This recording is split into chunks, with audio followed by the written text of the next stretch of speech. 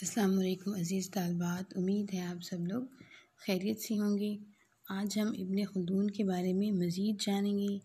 इससे पहले हम इनका तारुफ़, इनके तालीमी तसव्वुरात और इनके नज़दीक तालीम के मकासद डिस्कस कर चुके हैं। आज हम इब्न खुल्दून के नज़दीक निसाब तालीम, तरीक़े तदरीस और उस्ताद और शागिर्द के ताल्लुकात डिस्कस करेंगे। तो सबसे पहले देख लेते हैं निसाब तालीम क्या है। सबसे पहले इब्न खुल्दून ने तालिब इल्मों के लिए निसाब तालीम बनाने के लिए, निसाब तालीम से मुराद वो मवाद है, वो मालूमात हैं जो कि हमने तलबा को पहुँचानी है, जो कि हमने तलबा तक फ़राहम करनी है। तो निसाब सबसे पहले वो निसाब तालीम को तक़सीम करने से पहले निसाब तालीम के बारे में उन्होंने कुछ हिदायत की हैं। सबसे पहले वो कह रही हैं कि जो निसाब तालीम मुअल्लम तलबा के लिए मुंतखब करें वो तालिब इल्म के रुझान से मुराद उसके शौक़, उसकी दिलचस्पी के मुताबिक हो, उसकी इस्तेदाद से मुराद उसकी सलाहियत, उसकी ज़हनी सलाहियत और उसकी उम्र के मुताबिक होना चाहिए। निसाब जामे हो, उसमें तदरीज का ख़याल रखा गया हो। मज़ीद वो कहते हैं कि प्राइमरी तालीम का आगाज़ बच्चे की मादरी ज़बान से किया जाए, बच्चे की माँ की ज़बान से किया जाए। इसकी वजह वो ये बयान करते हैं क्योंकि अजनबी ज़बान में तालीम हासिल करना वो आधी तालीम के बराबर है, निस्फ़ तालीम के बराबर है। जब वो मादरी ज़बान से तालीम का आगाज़ कर ले, थोड़ी बहुत उसके अंदर समझ बूझ आ जाए तो फिर उसे इब्तदाई हिसाब किताब सिखाया जाए। इब्तदाई हिसाब किताब के बाद उसे कुरान पाक की तालीम दी जाए। वो कहते हैं कि शुरू में चूँकि बच्चे की फ़िक्र, उसका ज़हन नापुख्ता होता है, उसमें इतनी पुख्तगी नहीं होती, इसलिए हिसाब और मादरी ज़बान में जब बच्चा महारत हासिल कर लेता है तो उसकी समझ बूझ में इजाफ़ा हो जाता है, उसके समझने की, उसके सीखने की सलाहियत में इजाफ़ा हो जाता है, जिसकी वजह से उसको दूसरे उलूम सीखने में मदद मिलती है कि इसकी बुनियाद पर वो दूसरे उलूम भी सीख सकता है। अगर हम उनके निसाब तालीम की, ये तो हो गई हिदायत जो कि उन्होंने मुअल्लम के लिए निसाब तालीम मुंतखब करने के लिए दी हैं। अब उन्होंने जो निसाब तालीम तजवीज़ किया है, उनके ख़याल में निसाब तालीम दो हिस्सों पर मुश्तमिल है। एक तो है अक़ली उलूम और दूसरा है तक़लीदी या नकली उलूम। अक़ली उलूम जैसा कि नाम से ज़ाहिर है कि वो उलूम जिनका ताल्लुक़ इंसान की अक़ल से हो, जिसके बारे में इंसान गौर व फ़िक्र कर सके, वो उलूम जो कि इंसान ने अक़ल की बुनियाद पर हासिल किए हैं, जिसको इंसान ने सोचने समझने के बाद हासिल किए हैं, जिसके बारे में इंसान ने गौर व फ़िक्र किया है और गौर व फ़िक्र करने के बाद फिर वो उसमें मलका हासिल कर लेता है, वो इन उलूम पर उबूर हासिल कर लेता है, इन उलूम में माहिर हो जाता है।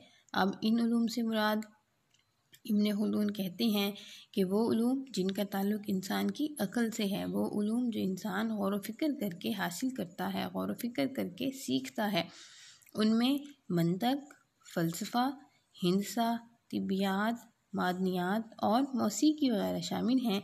अगर हम आज के दौर का जायज़ा लें तो आज के दौर के मुताबिक उसमें तिब, इंजीनियरिंग, वकालत वगैरह शामिल होंगे। ये तो हो गए इब्न खुल्दून के नज़दीक अक़ली उलूम। अब उन्होंने नकली उलूम भी निसाब में शामिल किए हैं। वो कहते हैं कि नकली उलूम से मुराद वो उलूम हैं जिसका मरकज़, जिसका माख़ज़, जिसका सरचश्मा कुरान पाक है। और नकली उलूम से मुराद कि वो जिसको हम हूबहू नकल करते हैं, इसमें हम अपनी तरफ से कुछ इजाफ़ा नहीं कर सकते, जिसको हम जैसे देखते हैं वैसे ही हम उसको पढ़ लेते हैं, वैसे ही हम उसको सीख लेते हैं। तो इसका जो माख़ज़ है, जो इसका मरकज़ है, वो कुरान पाक है। अब इन उलूम में वो जिन उलूम को शामिल करते हैं उनमें तफ़सीर, हदीस, फ़िक़्ह और लुग़त वगैरह शामिल हैं। ये तो हो गया इब्न खुल्दून के नज़दीक निसाब तालीम। अब हम देख लेते हैं तरीक़े तदरीस। इब्न खुल्दून ने तरीक़े तदरीस के बारे में भी मुअल्लिमीन को बहुत सी हिदायत दी हैं। वो कहते हैं कि जब मुअल्लिम तलबा को पढ़ा रहा हो, जब तलबा को कोई किताब, कोई मज़मून पढ़ा रहा हो तो मुश्किल अंदाज़ इख्तियार न करें, बल्कि वो कहते हैं कि तलबा की सहूलत के पेश नज़र नफ्सियाती तरीके अख्तियार करें। अब नफ्सियाती तरीक़ों से मुराद कि वो तरीके जो तालिब इल्म की नफ्सियात के ऐन मुताबिक हों, जो उसकी फ़ितरत के, उसकी तबीयत के ऐन मुताबिक हों, वो तरीके अख्तियार किए जाएँ ताकि तलबा जो है उनके लिए तदरीस मुश्किल ना हो। अगर किताब कोई मुश्किल भी है तो वो आसान होकर तलबा तक पहुँचे ताकि तलबा उसको सही तौर पर सीख सकें, उसको सही तौर पर समझ सकें, उसको सही तौर पर पढ़ सकें और पढ़ने के बाद फिर उसको ज़हन नशीन भी कर सकें। वो कहते हैं कि जब मुअल्लिम तलबा को पढ़ाए तो फिर वो इन बातों को जहन में रखे। सबसे पहले वो कह रही हैं कि मालूम से नामालूम और आसान से मुश्किल की तरफ बढ़ना चाहिए। इस तरह क्या होगा कि तलबा उसकी बात को अच्छी तरह समझ जाएंगे। जो इल्म पढ़ रही हैं वो तालिब इल्म सही तौर पर समझ जाएंगे। वो तालिब इल्म के ज़हन पर बोझ नहीं होगा, वो तालिब इल्म के लिए आसान होगा और वो उसको सही तौर पर समझ जाएंगे। अब जाहिर है ये तरीका जो उन्होंने बताया है तलबा की नफ्सियात के तलबा की नफ्सियात के ऐन मुताबिक है कि पहले हमें मालूम चीज़ों का इल्म होता है, फिर हम मालूम से नामालूम की तरफ बढ़ते हैं। पहले हम आसान चीज़ें सीखना पसंद करते हैं, जब हमें आसान चीज़ें आ जाती हैं तो फिर उसकी बुनियाद पर हम मुश्किल चीज़ों का इल्म भी हासिल करने में झिझक महसूस नहीं करते, वो भी हम आसानी से पढ़ लेते हैं। तरीक़े तदरीस के बारे में अगली हिदायत इब्न खुल्दून दे रही हैं। वो कहती हैं कि तदरीज का असूल, वो कहती हैं कि मुअल्लिम को तदरीज के असूल को मद्देनज़र रखा जाए। इससे क्या होगा, तदरीस मौसर होगी, कामयाब होगी, दिलकश होगी, तालिब इल्म के लिए आसान होगी। वो तदरीज के असूल के लिए मुअल्लिमीन को कहती हैं कि वो अपने सबक को, अपने किताब को 3 हिस्सों में तकसीम कर लें, 3 दर्जों में तकसीम कर दें। पहले दर्जे में क्या किया जाए कि पहले दर्जे में इल्म थोड़ा थोड़ा और आहिस्ता आहिस्ता करके तलबा को ज़हन नशीन करवाया जाए। जब थोड़ा थोड़ा और आहिस्ता आहिस्ता करके ज़हन नशीन करवाएगा तो इस सूरत में तलबा को बुनियादी उसूल भी समझाएगा। ये तो हो गया पहला दौर कि इल्म को थोड़ा थोड़ा, रफ्ता रफ्ता और आहिस्ता आहिस्ता ज़हन नशीन करवाया जाए और जो किताब हर बाब के जो बुनियादी असूल हैं वो भी तालिब इल्म को पढ़ाए जाएँ, वो भी उसको ज़हन नशीन करवाए जाएँ। दूसरे दौर में वो कहती हैं कि कुछ ऊंची सतह के मसाइल ज़ेर बहस लाए जाएँ। अब देखें, अगर हम गौर से समझें तो फिर यहाँ पे उनका वही तदरीस का असूल कि आसान से मुश्किल की तरफ का असूल हमारे सामने आ रहा है कि दूसरे दौर में कुछ ऊंची सतह के मसाइल ज़ेर बहस लाए जाएँ। तीसरे दौर में इल्म और फ़न की तदरीस तो शुरू से की जाए, कि इब्तिदा से की जाए, लेकिन वो कह रही हैं कि इस दौर में किसी मसला को तशरीह के बग़ैर ना छोड़ा जाए, कि हर मसला की मुकम्मल तशरीह की जाए, मुकम्मल वजाहत की जाए, उसकी जुज़ियात, उसकी कुलियात की कोई चीज़ भी इसमें हम छोड़ ना दें।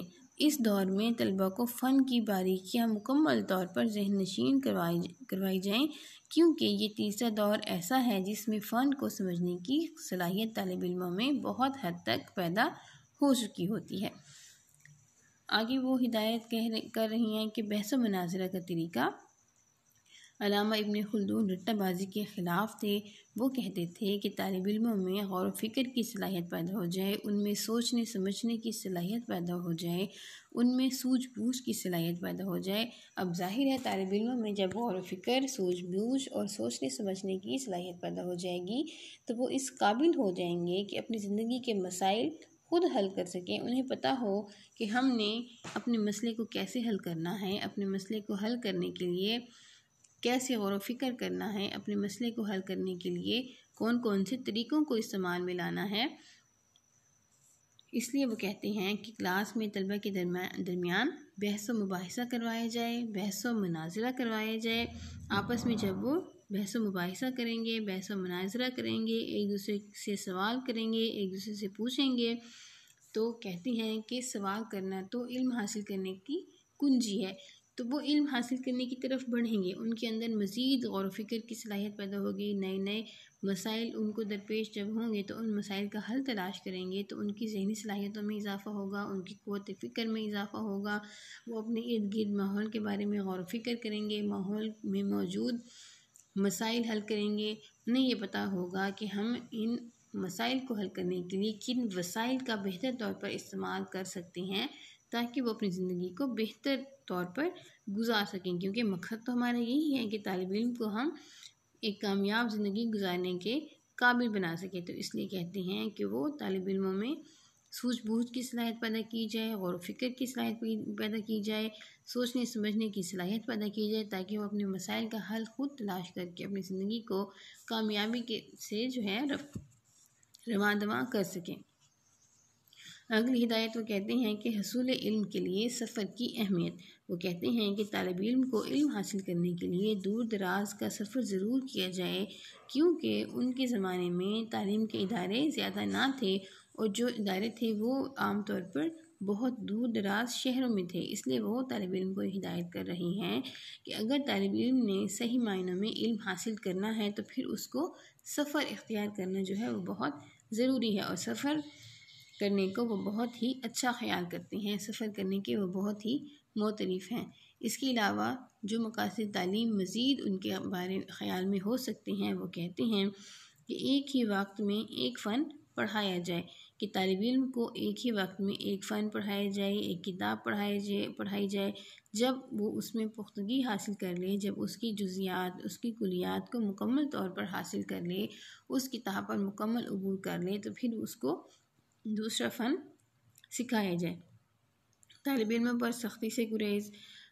अल्लामा इब्न खुल्दून ये तजवीज़ कर रही हैं कि तालिब इल्म के साथ नरम रवैया इख्तियार किया जाए, उन पर सख्ती ना की जाए, उन पर सख्ती से गुरेज किया जाए, बल्कि तालिब इल्म के साथ निहायत शफ़क़त हमदर्दी का सलूक किया जाए, ताकि वो तालीम जो है वो शौक़ से हासिल करें, तालीम से बददिल ना हो जाए। सज़ा देने के ख़िलाफ़। अल्लामा इब्न खुल्दून तालिब इल्मों को सज़ा देने के ख़िलाफ़ है। वो कहते हैं कि तालिब इल्मों को अफ़हाम व तफ़हीम की फ़ज़ा में समझाया जाए, उनको पूछा जाए, अगर उनसे कोई गलती सरज़द हो जाए तो उसकी वजह उनसे पूछी जाए। अगर तलबा को हम सज़ा देंगे तो वो शर्फ़ इंसानी से गिर जाएंगे। रट्टाबाजी के ख़िलाफ़। अल्लामा इब्न खुल्दून रट्टाबाजी के ख़िलाफ़ थे। वो कहते थे कि तालिब इल्मों को सादा, आसान और आम फहम अंदाज में इल्म जो है वो सिखाया जाए, जो इनकी ज़हनी इस्तेदाद के मुताबिक हो। जिस सबक को वो रट ना लें, बल्कि उसको पहले समझ लें, समझने के बाद उसको ज़हन नशीन कर लें, क्योंकि रट्टाबाजी से बच्चे की जो ज़हनी तरबियत है वो उस पर अच्छा असर मुरतब नहीं होता। बच्चे लकीर के फ़कीर बन जाते हैं, उनकी ज़हनी सलाहियतें रुक जाती हैं, ज़हनी सलाहियतें दब जाती हैं। इसलिए वो कहते हैं कि रट्टाबाजी ना हो, बल्कि बच्चे में समझने की, सोचने की सलाहियत पैदा की जाए, इससे वो सही तौर पर इल्म हासिल करने के काबिल होंगे। अब अगला हमारा टॉपिक है उस्ताद और शागिर्द के ताल्लुकात। उस्ताद और शागिर्द के ताल्लुकात बहुत अहम हैं।